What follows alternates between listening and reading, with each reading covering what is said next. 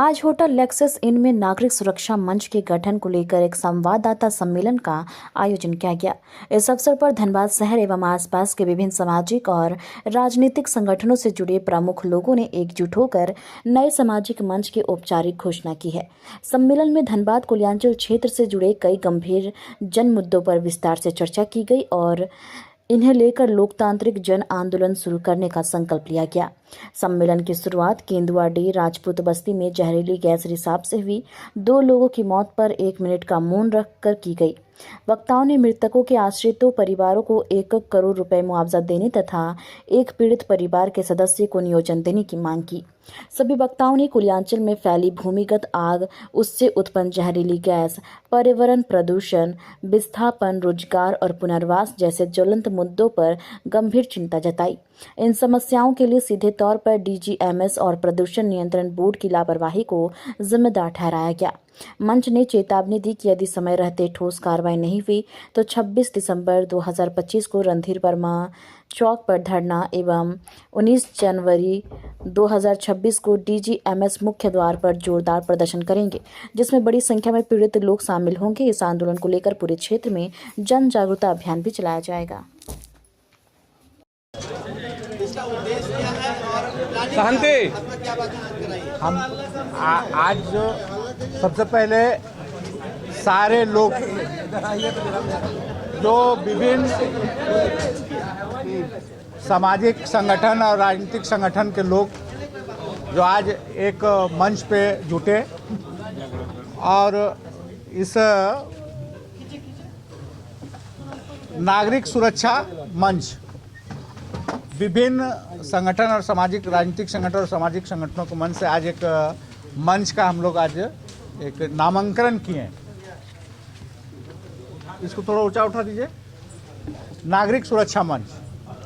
नागरिक सुरक्षा मंच का इसलिए आज जरूरत पड़ गया कि पूरा कोयलांचल एक लंबे समय से भूधसान, अग्नि प्रभावित और प्रदूषण आदि, पुनर्वास, विस्थापन, रोजी रोजगार, रोटी कपड़ा और मकान, ये तमाम चीज़ BCCL और DGMS के कारणों से एक बड़ा क्षेत्र इससे प्रभावित हो रहा था, आज प्रभावित है भी।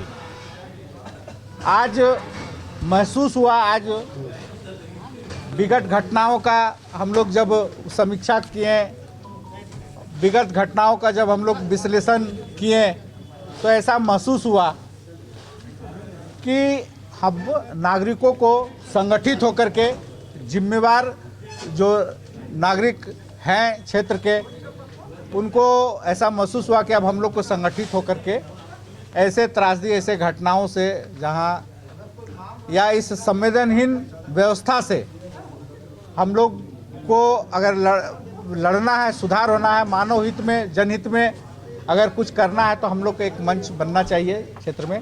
और इस तमाम जिन बिंदुओं पर हम लोग चर्चा किए उस पर जो है कि उसके लिए संघर्ष के रास्ता हम लोग अख्तियार करेंगे। DGMS के सामने प्रदर्शन करने की बात आई है क्या?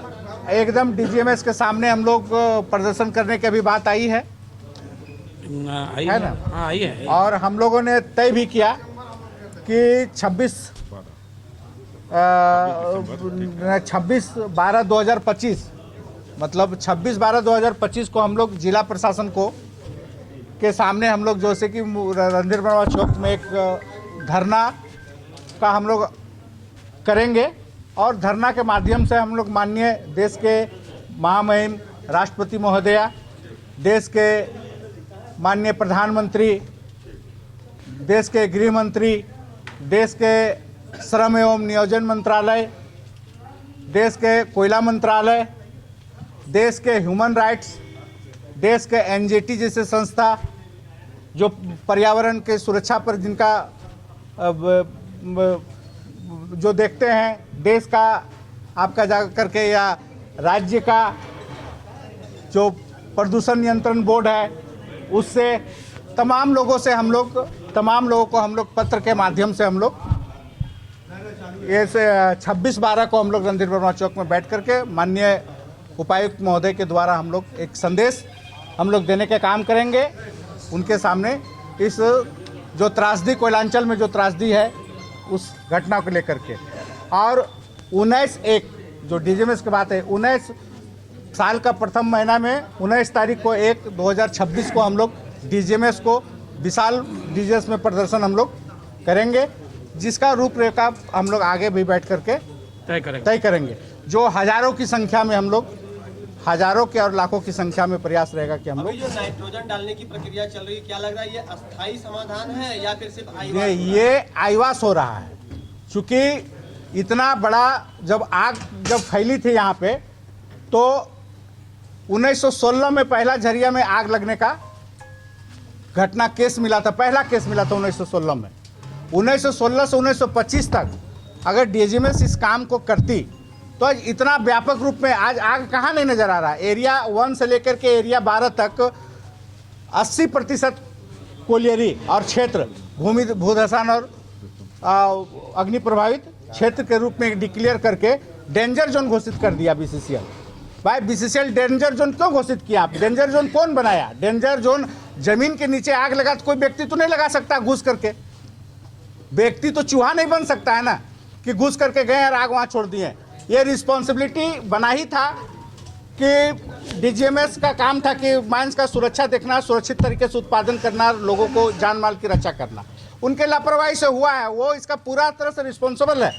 और अभी तक कोई भी सरकार जो बनी है, वो किसी सरकार ने किसी भी अधिकारी का इतने वर्षों में 1916 से लेकर 1925 तक अनगिनत घटनाएं घटी, अनगिनत जाने गए, अनगिनत भूधसान हुआ, अनगिनत घर समाया है, लोग विस्थापित हुए हैं, पुनर्वास हुआ है, लेकिन किसी भी अधिकारी पर कोई कार्रवाई अभी तक नहीं हुआ है। अधिकारी पर कार्रवाई बताइए, वहाँ पर जो अस्थायी समाधान अभी हो या नहीं हो, लेकिन सुरक्षित पुनर्वास और साथ में नियोजन मुआवजे के साथ ये होना चाहिए या नहीं? पूरे क्षेत्र में होना चाहिए।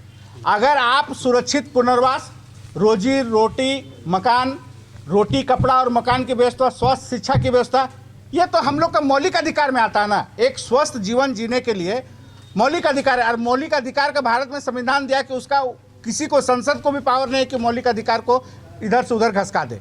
34 साल हो लग गया है आप लोगों को एकजुट होने में। आपने कहा कि 1916 से लेकर के 2025 तक जो है, यानी 34 साल लग गया आप लोगों को एकजुट होने के लिए, बनाने के लिए आपको, मैंने तब 34 साल बाद आप लोग जगे। निश्चित, जब जागो तभी सवेरा। आदमी, हम तो प्रयास, लोग तो बिना समीक्षा, बिना मूल्यांकन, बिना सामने को चिन्हित किए, हम जिस उम्र से हम लोग राजनीति करने पर बैठे हुए यहाँ पर, हम उस उम्र के साथ में राजनीतिक चेतना जब से जगा, उस समय से हम गिनती करेंगे कि हमारे अंदर कितना राजनीतिक चेतना जगा है और हमारा समाज का कितना राजनीतिक चेतना जगा है, हमारा समाज अपना हक अधिकार को कितना समझ पाया, हमारा समाज मौलिक अधिकार को अपना कितना समझ पाए हैं। इस आग को बढ़ावा देने में और गैस जो उत्सर्जित हो रहा है वहाँ पर, गैस रिसाव हो रहा है, उसमें अवैध खनन का कितना रोल है? अवैध खनन का भी रोल है। बीसीसीएल तो अवैध खनन करके ही ना आग लगा दिया है। अगर आग लगा बीसीसीएल में, तो अगर प्लानिंग से, माइनिंग से, अगर डीजीएमएस माइनिंग सरदार, जो माइनिंग मैन है, मैनेजर है, जो माइनिंग मैन एसीएम है, जो माइनिंग मैन एजेंट है, जो माइनिंग मैन जीएम है, वो अगर पूरा प्लानिंग से अगर काम करता, डीजीएमएस अगर सही गाइडलाइन करता, निगरानी करता, तो स्वाभाविक था कि ऐसा ये दिन देखना ही नहीं पड़ता। तो सारे लोग तो माइनिंग मैन उसमें किया है, सब आईएसएम का प्रोडक्ट, बड़े बड़े इंस्टीट्यूट का प्रोडक्ट है सारे लोग, और वो लोग इसका उत्पादन किए हैं, कोयला को निकाले हैं, उत्खनन किए हैं। महिला है, उनका भी ले लो, इंटरवाइट हो गया पूरा, उनका भी ले लो। क्या किस आप लोग जमा हुए हैं, क्या समाधान करने के लिए जमा हुए हैं? देखिए, समाधान जैसी अब कोई स्थिति दिख नहीं रही है। आज हम लोग सब एक मंच पे इकट्ठा होने के लिए बाध्य हुए हैं। ये नागरिक सुरक्षा मंच, धनबाद के नागरिक की सुरक्षा अब निहायत ही जरूरत बन चुका है हम लोग के लिए, क्योंकि अब ऐसा समय आ गया है कि धनबाद की जो जनता है वो रोटी कपड़ा मकान के लिए तरसेगी। आज जिस तरह से बीसीसीएल के माध्यम से खनन किया जा रहा है और डीजीएमएस के द्वारा जिस प्रकार से नेग्लिजेंसी बरता जा रहा है, ये कहीं ना कहीं धनबाद की जनता के लिए अभिशाप साबित हो रहा है। किसी भी समय में भूधसान हो रहा है, फैमिली धस के जमीन दोष हो जा रहे हैं। तो अभी जो केंदुआ डी वाला जो घटना घटा, किस तरह से गैस रिसाव हुआ, तो कहीं ना कहीं बीसीसीएल तो गुनहगार है ही, डीजीएमएस जो है इसमें पूरी तरह से इसमें उसका भूमिका बहुत महत्वपूर्ण है, क्योंकि डीजीएमएस का काम है कि माइनिंग का जितना भी रूल रेगुलेशन है, नियम कानून है, सब डीजीएमएस बनाता है। माइनिंग सही तरीके से हो रहा है कि नहीं, इसका इंस्पेक्शन डीजीएमएस करता है। और जब माइनिंग देखता है सही तरीके से नहीं हो रहा है, किसी भी तरह का अगर त्रुटि आ रहा है, नियम का पालन नहीं किया जा रहा है, जिससे एक्सीडेंट होने की संभावना है, ऐसी स्थिति में उसको वायलेशन दिया जाता है ताकि माइन को बंद किया जाए। लेकिन ये सारी चीजें अभी नहीं हो रही है, बिल्कुल अनवरत ढंग से उत्खनन हो रहा है। आज देखिए, हम लोग जब छोटे थे सुनते थे। मैम, ये उत्खनन जो हो रहा है अभी वर्तमान में, आपने जो उत्खनन की बात कही, ये उत्खनन वैध हो रहा है या अवैध हो रहा है? देखिए, वैध और अवैध आज धनबाद में आप भी नए नए हैं, हम भी नए नए हैं। धनबाद की स्थिति परिस्थिति और यहाँ का पर्यावरण क्या है, यहाँ का माहौल क्या है, खुल के बोलेंगे तो बोलिएगा भाई इसके पक्ष में बोले, उसके पक्ष में बोले, राजनीतिक भाषण होना शुरू। आज हम लोग राजनीतिक से ऊपर उठ के एक नागरिक के रूप में बात करें, बात को समझिए। उत्खनन वैध हो अवैध हो, ये तो प्रशासन का काम है चेक करना और ये करना। हम लोग उत्खनन के खिलाफ है, जो कि नागरिक सुरक्षा से जुड़ा हुआ है। और मेरा कहना यह है कि एक समय था जब सिर्फ झड़िया क्षेत्र में ही उत्खनन होता था। मैम, अगर संसाधन देश का है, कोयले का उत्खनन नहीं होगा तो देश का पावर सेक्टर बैठ जाएगा ना। अच्छा, अब एक बात बताइए, सिंपल सा सवाल है। हम लोग सब जानते हैं कि धरती के नीचे कुछ ना कुछ मतलब मिनरल्स और रिसोर्सेस है ही है। सोना है, कोयला है, हीरा है, कुछ नहीं तो कई तरह के चीज है, कुछ नहीं तो उर्वर मिट्टी है, सब तो महत्वपूर्ण है। इसका मतलब ऐसा तो नहीं है ना कि आप गड्ढा खोदते जाएंगे, पूरा सिटी शहर बर्बाद करते जाएंगे। आखिर ये है किसके लिए? आदमी के लिए, मानव के लिए, रोटी कपड़ा मकान के लिए, लोगों को सेवा सुरक्षा के लिए।